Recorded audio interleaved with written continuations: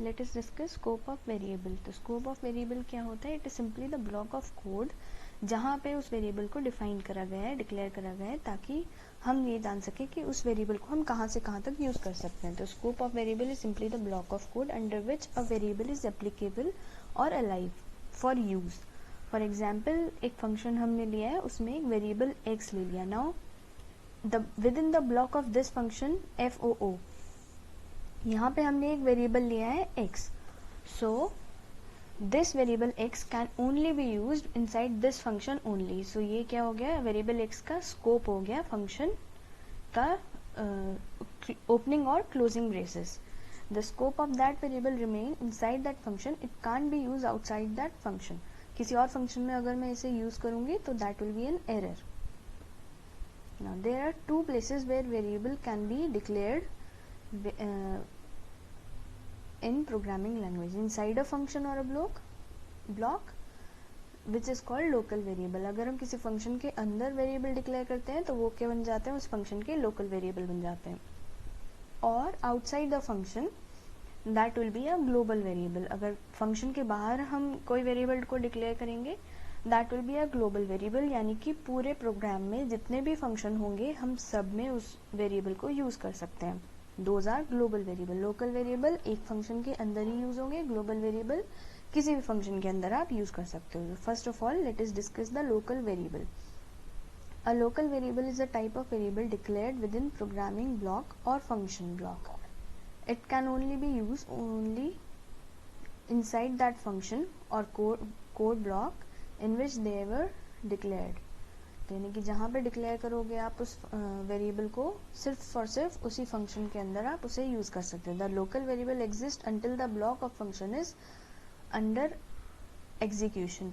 यानी कि जब जैसे ही उस फंक्शन की एग्जीक्यूशन खत्म होगी, तुरंत ही जो मेमोरी उस वेरिएबल को एलोकेटेड होगी, तुरंत ही वो डिस्ट्रॉय हो जाएगी, यानी कि इरेज हो जाएगी। After that, after the execution of that function, the variable memory will be destroyed automatically. So एक एग्जाम्पल देखते हैं हम। यहाँ पे हमने दो फंक्शन लिए हैं, इंट ऐड, जिसमें दो वेरिएबल हैं a और b। तो a और b लोकल वेरिएबल इसी फंक्शन के अंदर के हैं, यानी कि हम इन दोनों को सिर्फ और सिर्फ इस फंक्शन के अंदर ही यूज कर सकते हैं, किसी और फंक्शन के अंदर नहीं यूज कर सकते। और एक दूसरा फंक्शन हमने लिया है मेन, वॉइड मेन, जिसमें x और z दो वेरिएबल मैंने यहाँ पे लिए हैं। तो x और z क्या है? लोकल वेरिएबल ऑफ मेन है। सो on execution of this block, let us see,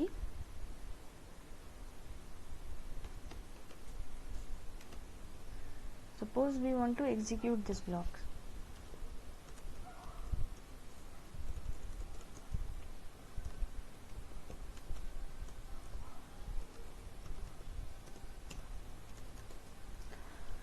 so first of all the header file inclusion, then I have written the second function definition and then the main।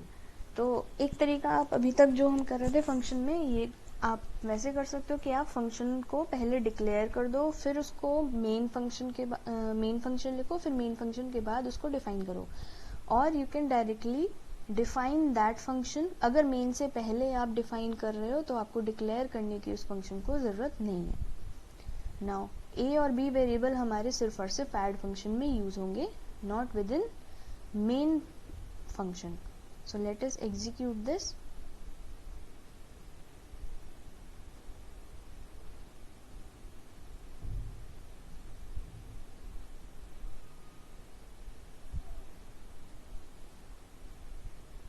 Now इसका output कैसे आएगा आपका?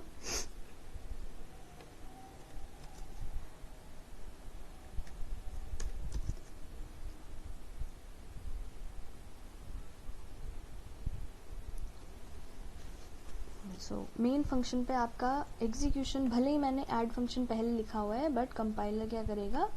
Execute करना शुरू करेगा main function से। इसमें क्या लिखा हुआ है? सबसे पहले वेरिएबल डिक्लेयर करें x और z, ये लोकल वेरिएबल ऑफ मेन है। यानी कि मेन को हमने फंक्शन में डिस्कस करा था, हर एक फंक्शन को एक फ्रेम ऑफ मेमोरी एलोकेट होती है और उस फ्रेम ऑफ मेमोरी में उसके वेरिएबल डिफाइन होते हैं, डिक्लेयर होते हैं, मेमोरी उनको एलोकेट होती है। सो x और z को मेन फंक्शन के फ्रेम ऑफ मेमोरी के then this function add function is called. तो ऐड फंक्शन को कॉल जैसे ही करेंगे, अब कंपाइलर ऐड फंक्शन पे जाएगा, भले ही हमने मेन से पहले इसे डिफाइन करा है, बट कंपाइलर उसको रीड करेगा जब हम उसको कॉल करेंगे।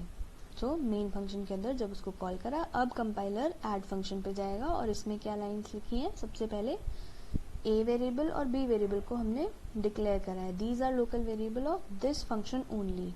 इसका मतलब क्या हुआ कि मैं यहाँ पे अगर a और b को प्रिंट कराना चाहूँ मेन फंक्शन के अंदर तो मैं नहीं करा सकती, because the scope of these variable a and b is not defined in the main function, it is only in this add function. So now output क्या आएगा आपका, एक वैल्यू हमने x में स्टोर करी है विच इज 9 और एक वैल्यू हमने यहाँ पे z में स्टोर करी है बाय फंक्शन कॉल। तो z में क्या वैल्यू आ जाएगी, 4 + 5 9। तो यहाँ पे भी आपकी दो वैल्यूज प्रिंट हो जाएंगी, 9 एक तो x की वैल्यू जो लोकल वेरिएबल है और एक z में वैल्यू जो आई है by calling the function.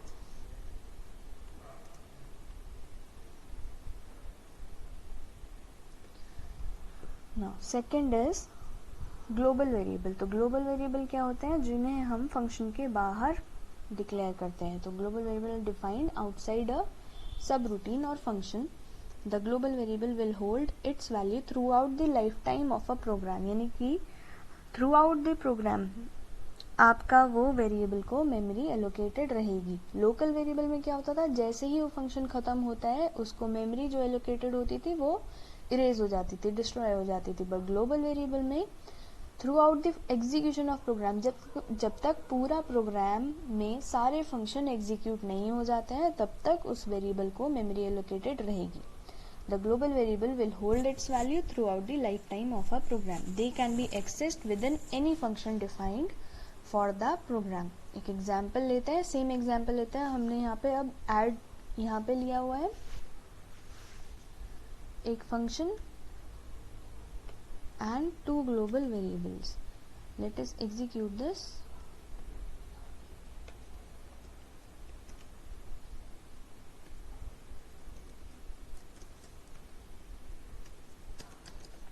Now, सबसे पहले कंपाइलर क्या रीड करेगा, यहाँ पे हेडर फाइल इंक्लूजन आपका प्रीप्रोसेसर कमांड है। Then the global variables will be declared, यानी कि इनको एक मेमोरी एलोकेट हो जाएगी which will remain throughout the execution of the program.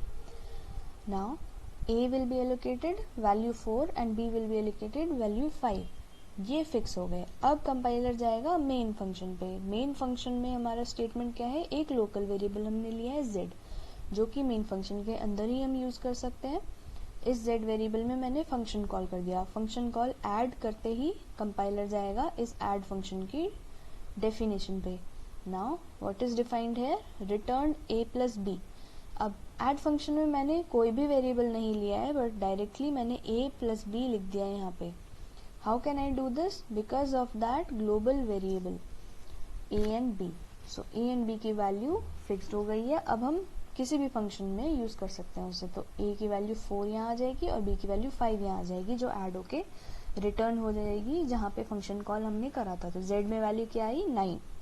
Now एक तो ये वैल्यू हमने प्रिंट करा दी है और दूसरी वैल्यू हमने यहाँ पे प्रिंट कराई है a + b।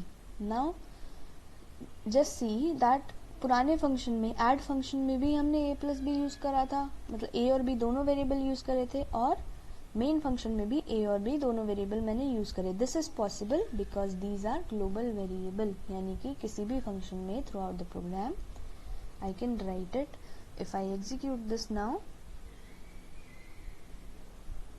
So output will be same.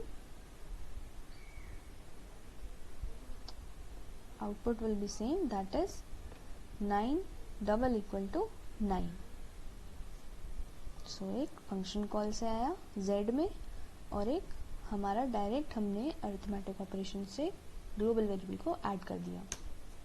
Now understanding the scope of variable. Now scope या तो लोकल हो सकता है या फिर ग्लोबल हो सकता है। So let us come to the next topic, that is storage class in C.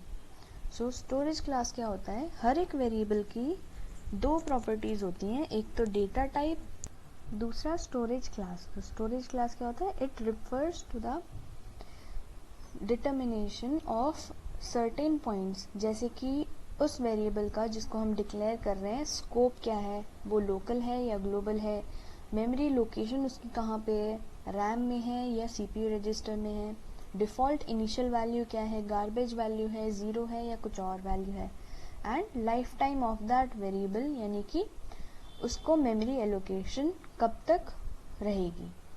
So every variable in C program has these two property, एक तो data type and storage class. Data type refers to the type of variable, किस type की value उसमें हम store करने जा रहे हैं, and storage class determines the scope, memory location, default initial value and lifetime of a variable. Scope defines the visibility or availability of a variable in a program, यानी कि कहाँ से कहाँ तक हम उसको यूज कर सकते हैं. Memory location, whether in RAM or CPU register. Memory location से हम क्या define करते हैं, whether it is stored in RAM or CPU register. Then default initial value is the value assigned to a variable during initialization. या तो उसमें garbage value रहेगी या ज़ीरो रहेगा या null रहेगा, जो भी value रहती है that is initial value of default. Now lifetime, lifetime denotes the duration of memory allocation of the variable, यानी कि memory block उस variable को कब से कब तक available रहेगा, भले ही हम उसे use कर सकते हो या ना कर सकते हो, but memory में वो कब तक storage करेगा. Now types of storage classes. So there are four types of automatic classes: automatic, register, static and external. So automatic, ये by default अगर हम storage class को देखें, by default हमारा variable automatic storage class के अंदर जाता है. तभी हम अभी तक कोई storage class नहीं लिखते थे. तो before the data type we write storage class, and if it is not written, then by default automatic storage class is defined for that variable. So at most one storage class specifier may be given in a declaration. If no storage class specifier is given, then following rules are used. Variable declared inside a function are taken to be auto. Functions declared within a function are taken to be extern. Then variable and function declared outside a function are taken to be static with external linkage. यानी कि static मतलब fixed. Now automatic storage class. तो पहला है आपका automatic storage class. इसके हम classify करें इन पॉइंट्स के हिसाब से. So keyword is auto, storage is done in RAM, default initial value is garbage value, scope of the variable is local to the block in which the variable is defined, and lifetime of the variable is till the control remains within the block in which the variable is defined, यानी कि जब तक वो function execute हो रहा है. So example of auto variable देखते हैं हम. तो अभी तक आप जितने प्रोग्राम एग्जीक्यूट कराते थे उसमें बाय डिफ़ॉल्ट आपके वेरिएबल्स क्या होते थे, auto. So if I take this example, so मैंने पहले यहाँ पे ऑटो इंट आई एक वेरिएबल लिया है जिसमें इनिशियलाइज करी है मैंने value 1. Now I have open another block, एक और कर्ली ब्रेसेस से मैंने एक और ब्लॉक ओपन करा है. इसमें भी मैंने एक ऑटो आई वेरिएबल का डिक्लेरेशन करा है of integer type with the value 2. Now within this I have open another scope जिसमें मैंने तीसरी बार एक और बार आई वेरिएबल को डिक्लेयर करा है with auto storage class and integer data type with value 3. तो विद इन दिस ब्लॉक सबसे पहले क्या होगा, ये कर्ली ब्रेसेस आपके क्या डिफाइन कर रहे हैं, ब्लॉक डिफाइन कर रहा है. तो इस वेरिएबल का लाइफ टाइम कितना रहेगा within this block. Then second variable ये इंट आई इक्वल टू 2, इसका डिक्लेरेशन हम इस ब्लॉक के अंदर कर रहे हैं, तो it will be defined within this block.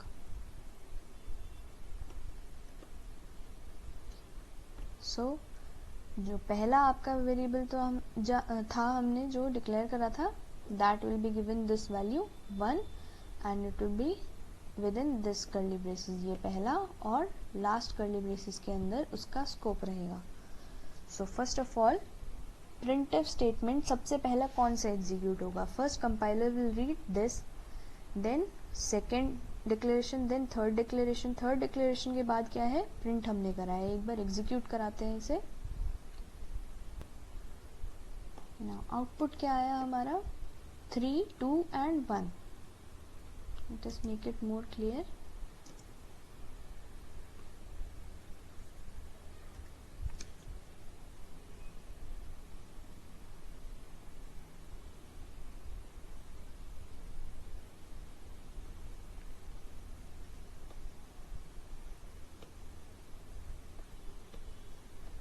So output will be 3, 2 and 1।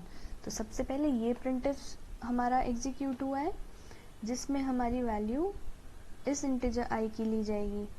Then outside this scope, जैसे ही स्कोप खत्म होगा ये वेरिएबल क्या हो जाएगा? डिलीट हो जाएगा। सो आउटसाइड दिस स्कोप एक और वेरिएबल आई हमारा है जिसको मेमोरी एलोकेशन है। Now this will be printed in this printf. Then after this scope ends, the first variable I की वैल्यू 1 जो हमारी ली थी, that will be printed at last. So this is auto storage class. Now let us consider register storage class. Second storage class क्या है आपकी? Register storage class. So keyword is register. Storage area is CPU register. यहाँ पे RAM में store नहीं होती है आपका variable, it is stored in CPU register. And because CPU register की मेमोरी बहुत ही लिमिटेड होती है, so it is not necessary that आपका वेरिएबल जो रजिस्टर स्टोरेज क्लास का आप डिक्लेयर कर रहे हो that is stored in CPU register. If the memory is available it will be stored, otherwise it will be treated as auto variable and will be stored in the RAM only. Default initial value is garbage. Scope is local to the block in which the variable is defined, just like auto. And lifetime till the control remains within the block in which the variable is defined, just like auto आपका इसका working होता है, but memory storage कहाँ होता है? CPU register में। Difference क्या है? The value variable, the data stored in the CPU register can be accessed fast. So example देखते हैं इसका। Let us change this example only.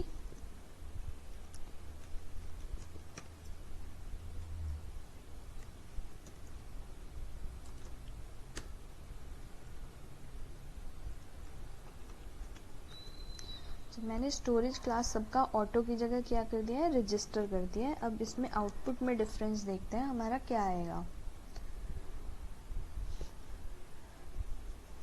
So if I print this, again the same output will come because register जो हमारा storage class होता है उसके variable का scope कहाँ से कहाँ तक रहेगा? ब्लॉक में ही रहेगा, with in that block only जहाँ पे वो डिफाइन करा गया है, डिक्लेयर करा गया है। सो इसमें कर्ली ब्रेसेस ओपन और क्लोज जहाँ पे हो रहे हैं वो इसका ब्लॉक है।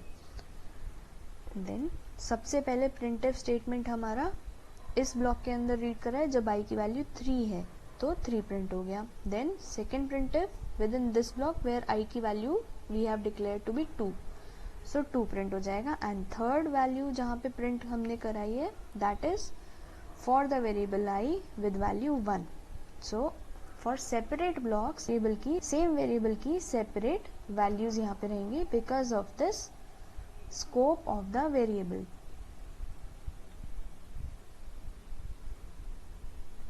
So register works same as the auto storage class.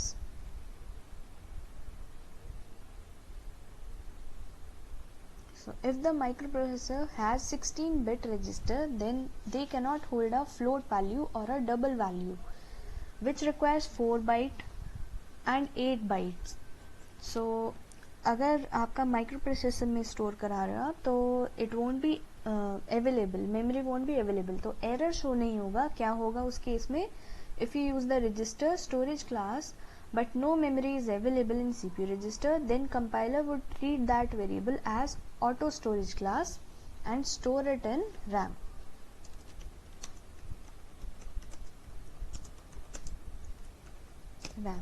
ये कब होगा? जब हमारा रजिस्टर में मेमोरी अवेलेबल ना हो, उस केस में एरर शो नहीं होगा, अपने आप कंपाइलर से रैम में स्टोर कर देगा। Third storage class is static storage class. So keyword used for this storage class is static. Storage space is RAM. Default initial value is 0 and scope is local to the block where the variable is declared. Lifetime इस variable की क्या होती है, value जो है variable की persist करती है till the execution of program, यानी कि स्कोप भले ही जिस फंक्शन में आपने डिक्लेयर करा है उस वेरिएबल को, उसी फंक्शन के अंदर आप उसको यूज़ कर सकते हो, स्कोप भले ही विद इन दैट ब्लॉक हो, बट उस वेरिएबल को मेमोरी एलोकेशन जब एक बार हो गई तो वो डिलीट कब होगी, जब पूरा का पूरा प्रोग्राम आपका एग्जीक्यूट हो जाएगा उसके बाद. दैट मीन्स कि आपकी वैल्यू अगर एक बार अपडेट हुई उस वेरिएबल की, सो नेक्स्ट टाइम क्या होगा, उस वैल्यू में ही आपकी अपडेशन अप्लाई होगी. एग्जाम्पल देखते हैं एक बार. Let me make it more clear to you with the example. एक बार ऑटो को हम एक एग्जाम्पल से देखते हैं. ऑटो हमारा जो स्टोरेज क्लास है, let me clear out the difference between auto storage class and static storage class. तो एक मैंने इंक्रीमेंट नाम का function लिया है with void return type. Now inside this main function I have called this increment function 3 times. So in this increment function I have taken auto storage class variable of integer type with name I equal to 1. अब मैं क्या कर रही हूँ, यहाँ पे print कर रही हूँ एक बार I की value and then increment apply कर रही हूँ. So the first time when I apply this function call, तो क्या होगा, I की वैल्यू प्रिंट होगी 1 एंड देन प्रिंट 1. उसके बाद नेक्स्ट स्टेटमेंट क्या है, I प्लस प्लस, और उसके बाद I की वैल्यू कितनी हो जाएगी, 2 हो जाएगी. राइट नाउ जैसे ही हम फंक्शन कॉल करते हैं तो फंक्शन को एक मेमोरी स्पेस एलोकेट होता है, अ फ्रेम ऑफ मेमोरी. उसमें इस वेरिएबल को जो वैल्यू I इक्वल टू 1 थी वो चेंज हो जाएगी 2. Now again when I call this function, because ये ऑटो वेरिएबल था, जैसे ये फंक्शन ख़त्म हुआ तुरंत ही इस I की वैल्यू क्या हो जाएगी, डिस्ट्रॉय हो जाएगी. Now this second time when we call this function it will be treated as the new function call. So अब दोबारा से इस इंक्रीमेंट फंक्शन को मेमोरी एलोकेट होगी.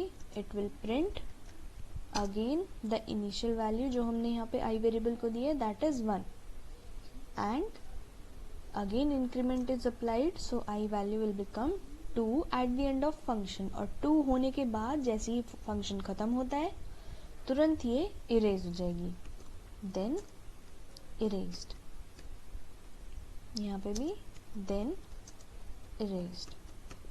थर्ड टाइम जब आप करोगे फंक्शन कॉल तो थर्ड टाइम भी सेम होगा. आपकी पहले I की वैल्यू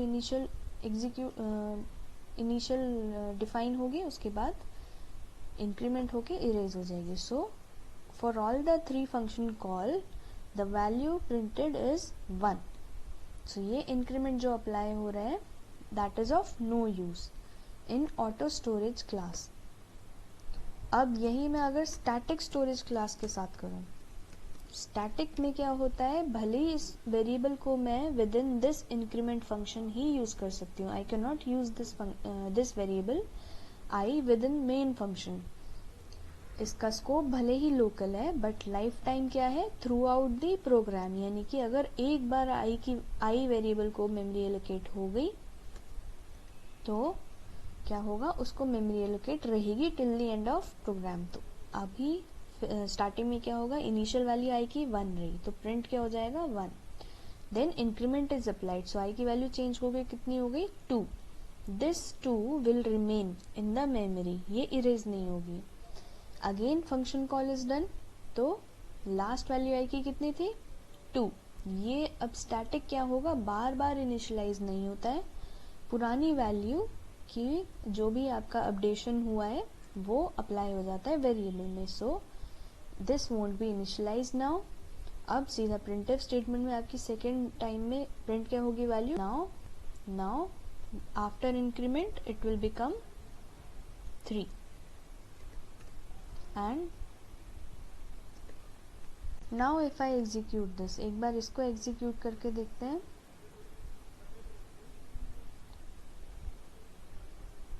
बिकॉज ये एक स्टैटिक वेरिएबल था, स्टैटिक स्टोरेज क्लास थी, तो 1, 2 और 3 the change made in the variable remains, it persist through out the function call. जब तक पूरा प्रोग्राम ख़त्म नहीं हो जाता तब तक ये वेरिएबल एक बार अगर डिक्लेयर हो गया तो it will remain in the memory. भले ही हम इस फंक्शन के अंदर ही उसे यूज़ कर सकते हैं, but it will remain in the memory till the end of program, and वो बार बार इनिशियलाइज नहीं होगा। जो भी चेंज होता जाएगा उस वेरिएबल में, that will be updated in that variable.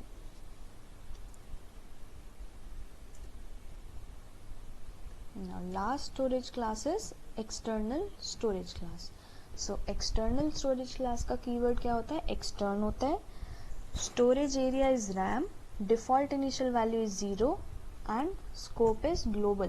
global मतलब throughout the program आप इसको यूज़ कर सकते हो। so लाइफ टाइम इसकी क्या है? as long as the program's execution doesn't come to an end.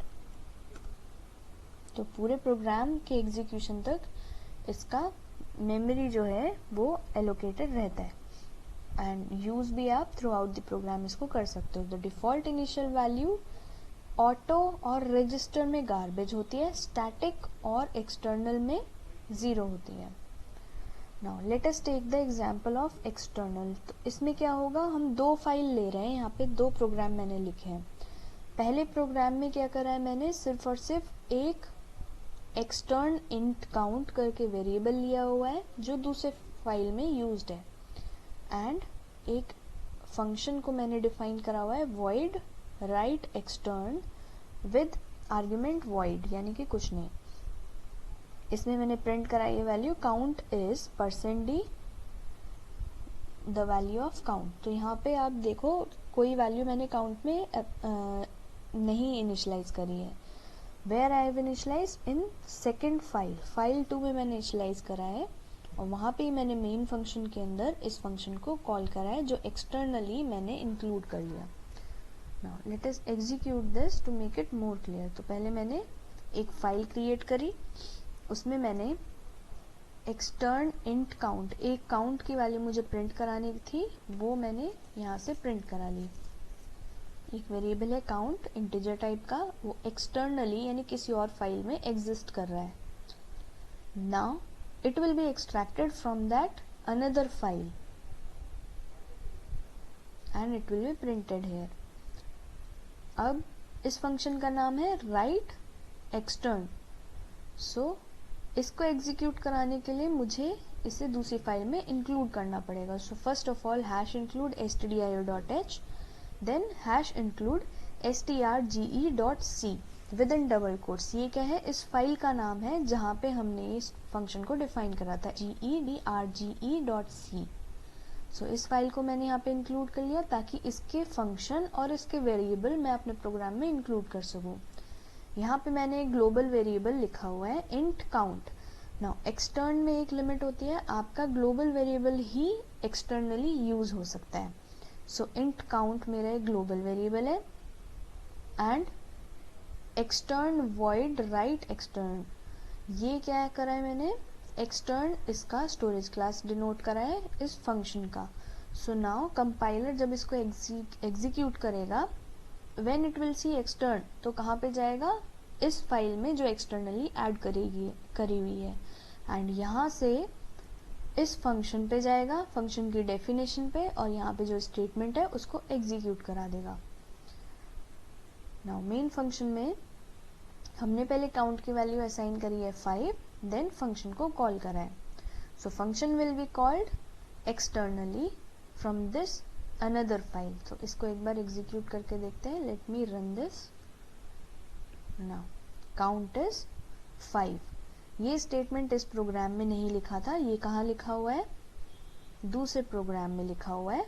Count is an integer value which is here 5, और ये एग्जीक्यूट किसकी हेल्प से हुआ, externally with the help of this storage class extern. तो function के भी आप storage class ले सकते हैं और वेरिएबल का भी आप स्टोरेज क्लास ले सकते हो। यहाँ पे वेरिएबल भी मैंने क्या करा है, एक्सटर्न इंट काउंट। तो